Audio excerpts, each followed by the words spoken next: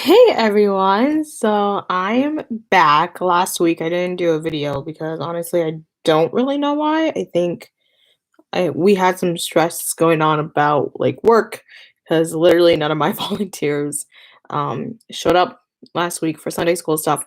So yeah, hey everyone! If you guys don't know, my name's Teresa. I do a lot of theater content here. I also talk about my braces journey, being a lesbian, being a woman, all that kind of stuff. So if any of that interests you, be sure to subscribe and turn on the bell for notifications so you know whenever I post a new video. I post every single weekend. And today I thought we would have a conversation about women in theater because this month, March, is Women's History Month. And as you guys know, I'm a feminist. So I believe in equality, I believe in women's rights. And let's just talk about theater and women in theater because we've come a long way, but there is still work to do.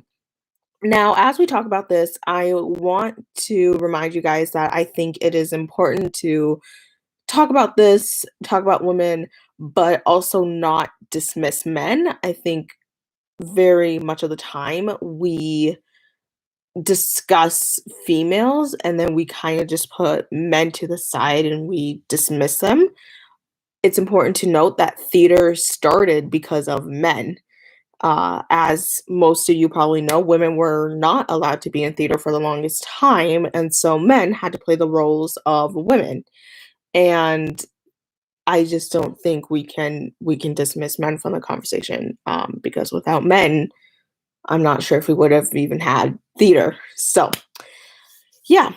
So women in theater, we've come so far, and excuse me, there is a long way still to go. So the first female playwright, I'm going to kind of butcher her name because it's really weird, but her name was Horsatha, Hrosvitha,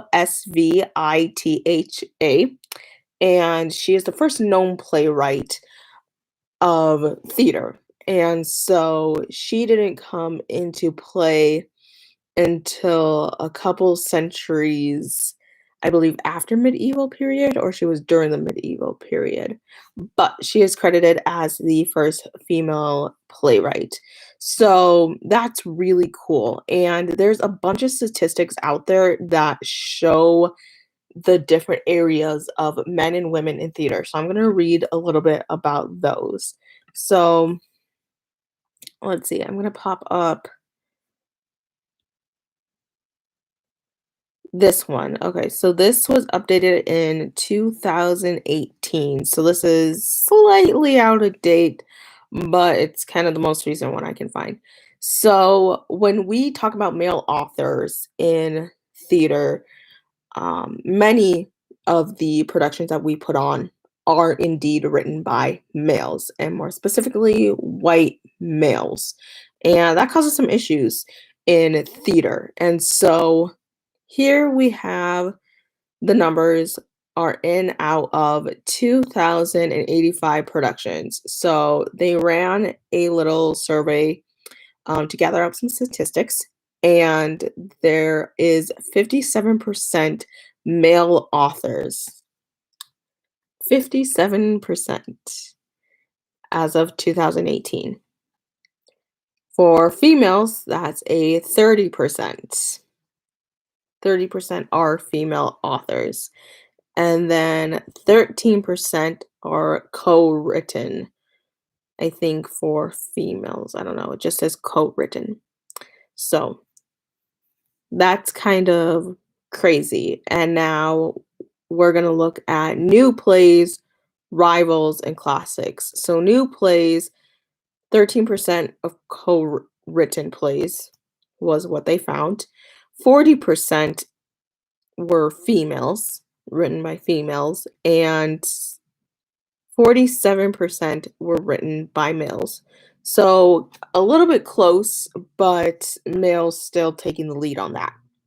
For revivals, 73 co-written, 50, this one blows my mind. I'm sorry. 50, oh wait, 17% co-written, 13% females for like doing revivals.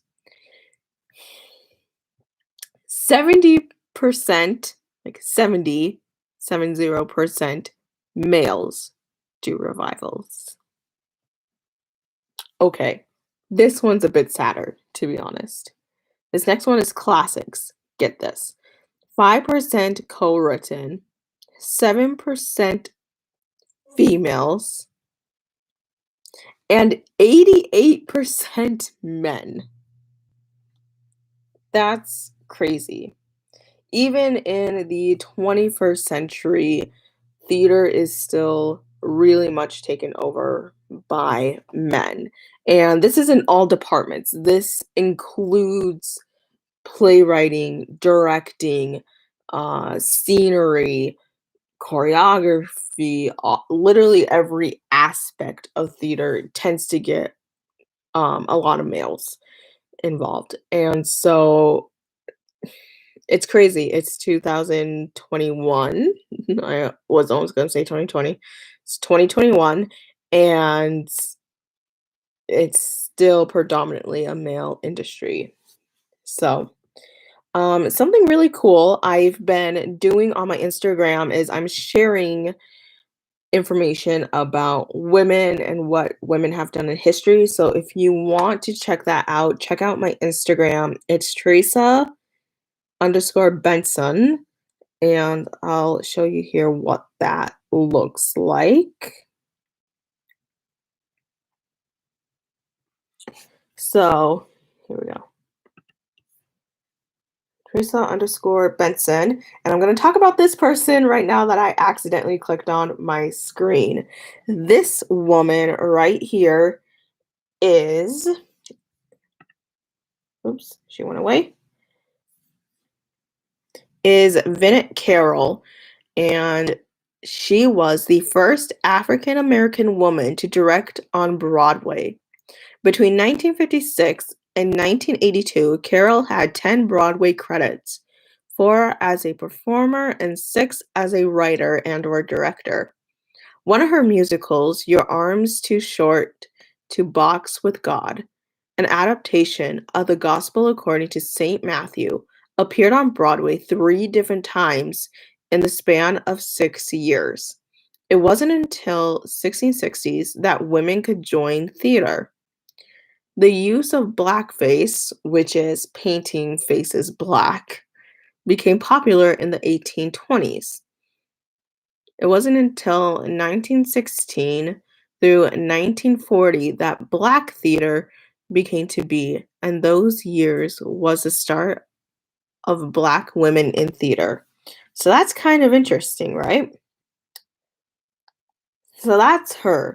And I think it's also important to note as we talk about this, it's one thing for just women as a whole to get involved in any industry. It's another thing for women of color, Black women, Latino women, Mexican women, literally every other race of women to then also get into the industry as well.